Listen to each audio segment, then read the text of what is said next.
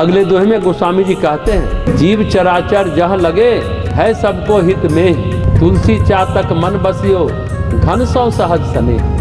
संसार में जितने चराचर जीव हैं मेघ उन सबका हितकारी है, परंतु गोस्वामी जी कहते हैं कि उस मेघ के प्रति स्वाभाविक स्नेह तो एक चातक के ही चित्त में बसा हुआ।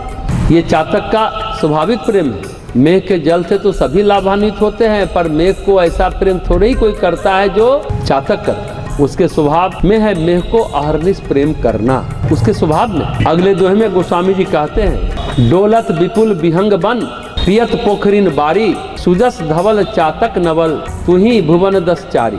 वन में बहुत से पक्षी डोलते हैं और वे पोखरियों का जल पिया करते हैं, परंतु हे नित्य नवीन प्रेमी चातक, 14 लोगों को अपने निर्मल यश से उज्जवल तो एक तू ही करता है, क्योंकि वो केवल बादल का जल पीता है।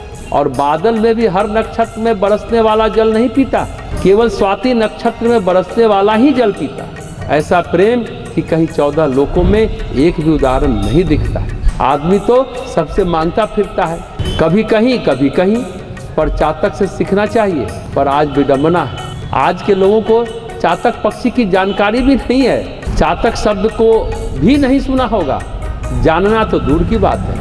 चातक से प्रभावित होना, उससे सीखना तो लगता है बहुत दूर की बात। उसको आदर्श बनाना, आइडियल बनाना और भी दूर की बात। दरअसल जब प्राकृतिक वातावरण नष्ट प्राय है तो प्रकृति के संकेत, प्रकृति की बहुत सारी चीज़ें गायब हो गई।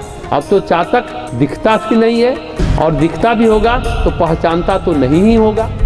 एक आध अपवाद को छोड़कर उससे अपने को रिलेट ही नहीं कर पाता, जोड़ ही नहीं पाता। हम लोग भी बचपन में किसी चिड़िया को देखते थे कि चोंच ऊपर किए हुए है तो उसके मुंह में वर्षा का जल गया नहीं गया, कौतूहल से थोड़ी देर तक देखते रहते थे, वो पपीहा है या कोई और चिड़िया है, और स्वाति नक्षत्र है या नहीं है, ये ज्ञान तो और भी नहीं था। हम लोग इतना भर ही जान पाते थे। आज तो कुछ भी नहीं जानती ये नई पीढ़ी, हम लोगों की यादों से भी विस्मृत होता जा रहा है।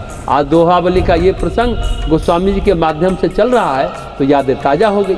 मन में भी चातक पक्षी पपीहा का भाव लेकिन आ कहाँ पाता है। एक गाना जरूर बीच बीच में बजता है तो सुनाई दे जाता है, वाणी जयराम की, बोल रे पपीहा नित घन बरसे नित मन प्यासा नित मन तरसे, बोल रे पपीहा, ये गुड्डी फिल्म का गाना। पर आज की तिथि में भी कोई उदाहरण चातक जैसा नहीं है, उसके आसपास भी नहीं है।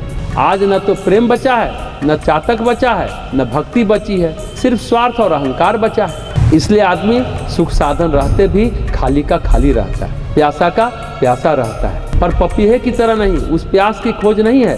शायद धन में मिल जाए, पद में मिल जाए, यश में मिल जाए, पर वो संतुष्टि मिलती नहीं। जातक को जो प्यास है उसमें जो उसे संतुष्टि मिलती है, ये उदाहरण भले कपोल कल्पित भी लगे, किंवदंती भी लगे, पर ये आज का भी आदर्श है। कोई और उदाहरण आसपास है भी नहीं, क्योंकि जीवन की मांग धन पद यश नहीं है, प्राथमिक मांग, अंतिम मांग और सर्वाधिक मांग प्रेम है। पर प्रेम मांगने से मरता है, बटोरने से बिखरता है, देने से बढ़ता है। तो चातक देता रहता है, एक टक अपलक उस मेघ को निहारता भी रहता है, इधर उधर सिर भी नहीं हिलाता। आज का इंसान तू नहीं तो कोई और सही मुंह मारता है और बेचैन परेशान भटकता रहता है।